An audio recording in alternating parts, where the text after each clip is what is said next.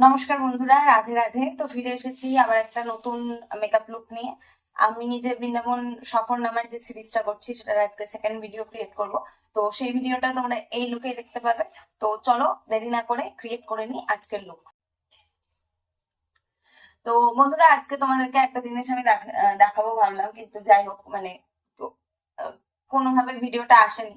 আমি বলে দিচ্ছি, আজকে আমি যে এই পিগমেন্টটা ঢেকেছি, দেখো এখানে কিন্তু আমি কালার কারেক্টার ইউজ করিনি। আমি কি করেছি, আমি ডিরেক্ট একটা ডার্ক শেডের কনসিলার ইউজ করেছি, ঠিক আছে? কারণ আমি যে প্যালেটটা এনেছি ওটাতে কালার কারেক্টার শেষ হয়ে যাচ্ছে, অ্যান্ড প্লাস আমার ডার্ক শেড গুলো থেকে যাচ্ছে। তো আমি ডার্ক শেড গুলোকে এবার ইউজ করবো বলে আমি ডিরেক্ট ওই ওখান থেকে যেটা একটু ডার্ক আমার স্কিন টোন থেকে মোটামুটি 2-3 শেড ডার্ক হবে সেটা ইউজ করে নিয়েছি। তো আমার পিগমেন্টটা মনে হচ্ছে না খুব বেশি আছে। হ্যাঁ, পুরোপুরি যায়নি, কালার কারেক্টর দেওয়ার পরে একটু লাইট কনসিলার ইউজ করলে যে জিনিসটা হয় সেটা হয়নি, বাট দেখে স্কিন টোনের মতো মোটামুটি ম্যাচ হয়ে গেছে, ঠিক আছে? এটার পেছনেও একটা তোমার ওই কি বলে না, ওই কালার চার্টের একটা বিষয় থাকে। তো যাই হোক, পরবর্তীতে আমি পুরোপুরি শিখে গেলে আমি তোমাদের সাথে শেয়ার করবো। আমি এখনো পর্যন্ত কালার চার্টের বিষয়গুলো অতটা জানি না, তাই আমি বেকার বেকার তোমাদের সাথে মিস ইনফরমেশন শেয়ার করতে চাই না। তো এবার যেটা করব, কালকে আমি অনলি তোমার বিবি ক্রিম ইউজ করেছিলাম, আজকে আমার মুখ হ্যাঁ, তো আজকে আমার মুখ খুব ঘামছে। আসলে এখানে বিষয়টা কিছুই না, আমি যেটা তোমার ইউজ করছি, কি বলে এটাকে, ময়শ্চারাইজারটা, সেটা খুবই ভালো। সেইটার জন্যই এই জিনিসটা হচ্ছে, মুখ ঘামছে। এবং মুখ যত ঘামে, আমি আগেও লক্ষ্য করেছি অন্যান্য ক্রিমের ক্ষেত্রে, যে যদি আমার স্কিনটা খুব ঘামে তাহলে স্কিনের যে ব্রাইটনিংটা সেটাও খুব সুন্দরভাবে হয়। হ্যাঁ, এটাতে অনেকটাই ব্রাইটনেস আমি পেয়েছি, আমি সেটা দেখতেও পাচ্ছি। তো এই হলো বিষয়। হ্যাঁ, তো আজকে যেটা বলছিলাম, আজকে আমি যেটা করছি, আমি আজকে with foundation makeup look create করছি। অনেকদিন ফাউন্ডেশন ইউজও করিনি আমি মুখে। আর কালকে যে লুকটা ক্রিয়েট করেছি সেটার সাথে আজকের লুকটার কি ফারাক, বেসিক যে ফারাকটা, সেটাও তোমাদের বুঝতে সুবিধা হবে যে একটা শুধু বিবি ক্রিম ইউজ করলে কি হয়, আর বিবি ক্রিমের সাথে যদি আমরা বিবি ক্রিমের পরিবর্তে, আমি এখানে যদিও বিবি ক্রিমের সাথে মিশিয়ে ফাউন্ডেশন ইউজ করেছি, তো বিবি ক্রিমের পরিবর্তে ফাউন্ডেশন ইউজ করলে ঠিক কি হয় সেটা দেখতে পাবে। ঘেমে আছি বলে ব্লেন্ড করতে একটু অসুবিধা হচ্ছে, আমি ব্লেন্ডার দিয়ে আবার ব্লেন্ড করছি, আপাতত হাতেই করি। তো হ্যাঁ, দেখো আমার ব্লেন্ডিং কমপ্লিট, দেখতে পাচ্ছ। দেখো, কালকে বেবি ক্রিম ইউজ করাতে চেহারাটা কিরকম ছিল, আর আজকে ফাউন্ডেশন ইউজ করাতে চেহারাটা কিরকম হয়তো বুঝতে পারবে। যদিও খুব কম অ্যামাউন্টে, মানে খুবই অল্প পরিমাণে আমি ইউজ করেছি যাতে জাস্ট একটা বেস ক্রিয়েট হয়, তাও বুঝতে পারবে যে চেহারায় অনেক কিছু, মানে ফাউন্ডেশন ইউজ করলে কি হয়, একটু ফুল কাভারেজ ফাউন্ডেশন হলে, জাস্ট ফাউন্ডেশনটা ইউজ করলে চেহারার অনেক কিছু একবারে ঢেকে যায়, আর এক্সট্রা কিছু ইউজ করার দরকার পড়ে না। তো আমার এই ফাউন্ডেশনটাও তাই, আমি 1 ড্রপ ইউজ করেছি। এটাই যদি 2 ড্রপ করে নিই তাহলে চেহারায় আর সেভাবে কোনো রকম কোনো দাগ ছোপ কিছু বোঝাই যাবে না। হ্যাঁ, আরো একটা জিনিস এখানে বলে রাখি, যে ফাউন্ডেশন কিন্তু দাগ ছোপ থাকে, ফাউন্ডেশনের দ্বারা তুমি পিম্পল বা স্কিনের উপর কিছু উঠে আছে এরকম কোনো কিছু ঢাকা যায় না, বরঞ্চ সেই জিনিসটা আরো কি মনে হয়, সেই জিনিসটা ফুটে বেরিয়ে চলে আসছে। এটা ফাউন্ডেশনে মনে হয়, এটা যে কোনো কিছুতেই মনে হয়।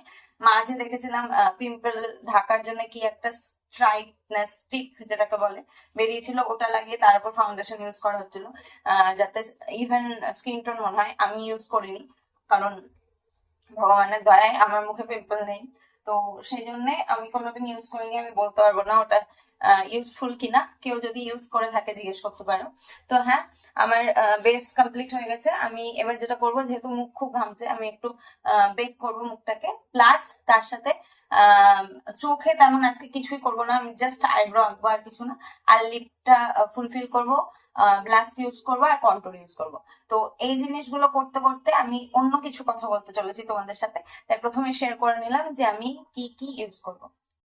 কালকে যেটা বলেছিলাম সেটা আমি আরো একবার রিপিট করতে চাইছি প্রথমে, যে তোমাদের যদি কারো মনে হয় যে হ্যাঁ, আমার কাছ থেকে একটু হলেও তোমরা গাইডেন্স পেতে পারো অ্যাবাউট মেকআপ, তাহলে আমাকে তোমরা ডিএম করতে পারো, আর কমেন্টটাও বলতে পারো। যেহেতু সামনে পূজা আসছে, তো তোমাদের সকলেরই ইচ্ছে থাকবে যে একটা যদি মেকআপ কিট অন্তত পক্ষে তোমরা নিতে পারো।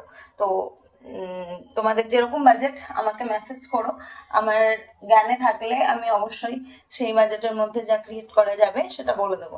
হ্যাঁ, খুবই সামান্য বাজেট হলে সম্ভব হবে না, কারণ আমি মনে করি যে একদমই ফেলে দেওয়া জিনিস বা একদমই কি বলবো যে যেমন তেমন জিনিসও মুখের উপর ইউজ করা উচিত না, কারণ সেটাতে স্কিন প্রবলেম হবে। আর মেকআপটা একটু মোটামুটি একটা বাজেটের মধ্যে নিয়ে ইউজ করলে স্কিন বরঞ্চ আরো গ্লো করে, আমি যেটা দেখেছি। তো সেটাই বলার প্রথম কথা। দেখো, আমরা যখন কোনো কাজ শুরু করি তখন হ্যাঁ অবশ্যই আমাদের একটা এক্সপেকটেশন থাকে যে আমরা এভাবে করব, এভাবে করব, এভাবে করব, এবং আমরা একটা ভালো ফল পাবো। And most of the time দেখা যায় যে আমরা হয়তো আমাদের প্ল্যান অনুযায়ী চলে সেই অর্থে কোনো ভালো ফল পাচ্ছি না। তখন কি হয়, সেখানে সেখানে কিন্তু আমরা খুব তাড়াতাড়ি হেরে যাই, এবং হেরে যাওয়ার পরে আমরা হয়তো আর অ্যাটেম্পটই করি না জিনিসটাকে, আমরা ছেড়ে দিই সেখানে, সেটা যে বিষয়ে হোক। এটা আমি আমার মানে লাইফে এক্সপিরিয়েন্স করেছি, আমি নিজে বহুতবার করেছি, এবং সেই জন্যই আমি বলছি আসলে। তো এখানে কি হয়, সেখানে আসলে চেষ্টাটা পুরোপুরি হয়ে ওঠে না কিছু সময়, আমাদের চেষ্টায় কিছুটা খামতি থেকে যায়।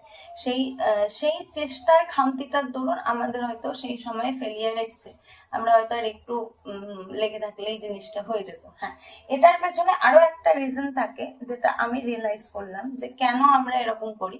সেটা হচ্ছে আমি আমি ভেবে দেখলাম যে আমি কেন করেছি এরকম, বা আমাদের এরকম কেন করা হয়েছে। তো সেখানে আমি একটা জিনিস খেয়াল করলাম যে আমি মানুষটা এমনই যে ছোট থেকে পড়াশোনায় খুব ভালো ছিল, ঠিক আছে। আর আমার ফেভারিট সাবজেক্ট কি ছিল বলতো? আমার ফেভারিট সাবজেক্ট ছিল ম্যাথ, তো অঙ্ক। মানে সব সময়তেই প্রবলেমের ধারা ঘিরে থাকাই আমার অভ্যেস ছিল। আর আমার ভেতরে একটা জিনিস ছিল, আমি অঙ্ক করতে খুব ভালোবাসতাম। এবার আমার স্টুডেন্ট লাইফে একটা ঘটনা ঘটেছিল, অনেক পুরোনো ঘটনা, হঠাৎ করে মাথায় এলো, তো শেয়ার করি তোমাদের সাথে। যে আমি একবার না অঙ্কে খুব কম নাম্বার পেয়েছিলাম।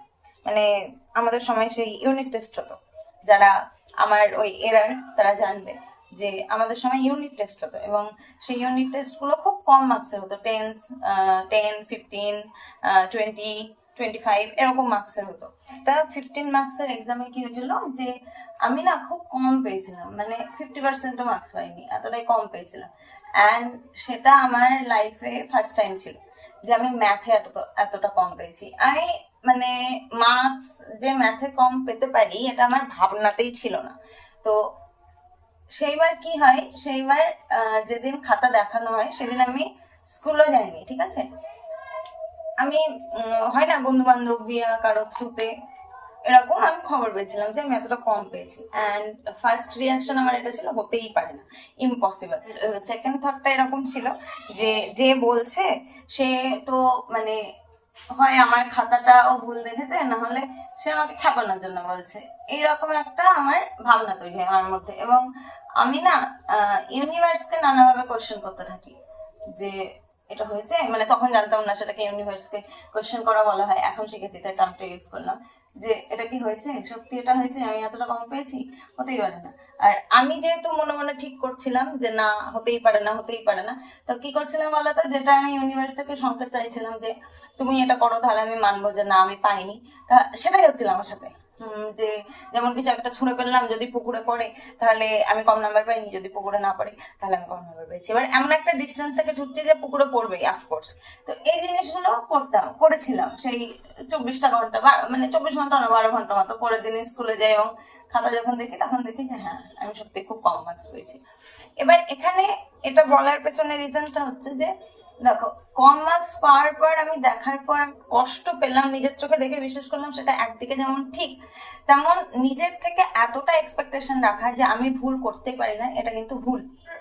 সময়ের সাথে সাথে আমাদের ভেতরে একটা অদ্ভুত কি বলবো, যেটা ওভার কনফিডেন্স বলে থাকে না, যে কোনো বিষয় নিয়ে আমাদের ভেতরে আসতে থাকে যে এটাতে আমি খারাপ, হতেই পারে না। এবার বড়রাও দেখবে বলে থাকে যে কনফিডেন্স থাকা ভালো, ওভার কনফিডেন্স থাকা নয়। আর এটা বড় সত্যি কথা, মানে কোনো বিষয়ে আমি যদি এতটা ওভার কনফিডেন্স হয়ে যায় না, সেটা কিন্তু আমার জন্য হার্মফুল অ্যাকচুয়ালি। কারণ আমি এটা ভাবতে শুরু করেছিলাম যে আমি অঙ্ক তো পারি, আমার অঙ্ক ভুল হবেই না, আমি পরীক্ষায় ভালোই করে আসবো। কিন্তু অঙ্কগুলোতে আসলে যেটা হয়েছিল সেটা ভেতর ভেতর ছোট ছোট ভুল হয়েছিল, এমন কিছু মেজর সেখানে ভুল ছিল না, কিন্তু ছোট ছোট ভুলের জন্য নম্বর গুলো আমার কাটা গেছিল। এবার একটা ক্লাস 5-6 এ পড়া মেয়ের ম্যাথসে কিছুটা নম্বর কমে গেলে কিছু হয় না, কারণ তখন আমার সামনে তখন অনেক পথ পড়ে আছে।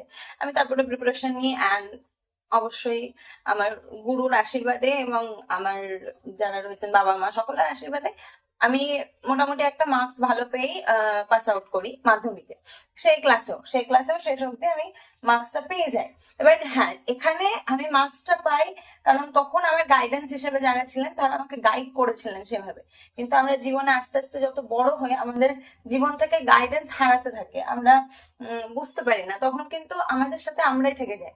তো আমরা যদি নিজেদের যে ফ্লসটা সেটাকে সামনেই না রাখি, তাহলে আমরা কিন্তু কখনো সেই ফ্লস থেকে বেরোতে পারবো না। সো ইয়েস, ফ্লসকে সামনে রাখতে হবে, প্রথমে একসেপ্ট করতে হবে আমার ভেতর ফ্লস রয়েছে, তারপরে চেষ্টা করতে হবে ফ্লস থেকে বেরো। একসেপ্ট করে নেওয়াটাই সব থেকে বড় চ্যালেঞ্জিং বিষয়, যে আমিও ভুল করতে পারি। তো কথা বলতে বলতে আমি যেটুকু করবো ভেবেছিলাম আমার হয়ে গেছে, আমি আর কিছু করতে চাইছি না। আমার এটাই মনে হচ্ছে ঠিক আছে, আমি এবার ড্রেসটা চেঞ্জ করে যদি কোনো জুয়েলারি পেয়ার আপ করছি সেটা করে ফাইনাল লুক নিয়ে ফিরে আসছি। হ্যাঁ, এটাই হচ্ছে আমার ফাইনাল লুক। কি করেছি, জাস্ট একটা তোমার এইরকম গেঞ্জি গেঞ্জি কাটিং যে ব্লাউজ গুলো হয় ক্রপ টপ টাইপ অফ, সেটা পরেছি, সেটার সঙ্গে পেয়ার করেছি এই সবুজ রঙের সুন্দর শাড়িটা, আর গলায় একটা জাস্ট একটা ছোট্ট মতো মালা, কানে একটা কানের দুল, চুলটা এভাবে বেঁধে রেখেছি, গরম সহ্য করতে পারছি না তাই, হাতে সেরকম কিছু পেলাম না বলে একটা ঘড়ি। এই হচ্ছে আমার লুক, এভাবে লুক ক্রিয়েট করেছি। তো আজকের সম্পূর্ণ কথা থেকে শেখার এটাই যে আমাদেরকে নিজেদের ভুলটা সামনে রাখতে হবে, ভুলটা স্বীকার করে নিতে হবে। যদি আমরা ভুলটা প্রথমেই স্বীকার করে নিই তাহলে আমাদের চলার পথটা অনেক স্মুথ হবে। আর আমরা যখন চলার পথে কখনো ফেলিয়ারের সামনাসামনি হবো, তাহলে সেক্ষেত্রে কি করতে হবে, সেটাকে একসেপ্ট করে নিয়ে আমাদের কারো বেটার ওয়েতে চলার চেষ্টা করতে হবে। তাহলেই আমরা দেখবো যে আমরা খুব সুন্দরভাবে স্মুথলি এগিয়ে যাচ্ছি, আমাদের কাজগুলো আরো সুন্দর হচ্ছে। তো চলো একবার ফুল লুকটা দেখিয়ে দিই তোমাদেরকে, তারপর যাবো মেন ভিডিওতে। আর ওই ভিডিওগুলো যেন দেখা হয়, শুধু এটা দেখে বেরিয়ে গেলে হবে না, কিন্তু ওই ভিডিওগুলো দেখো, ভালো লাগবে। চলো, রাধে রাধে।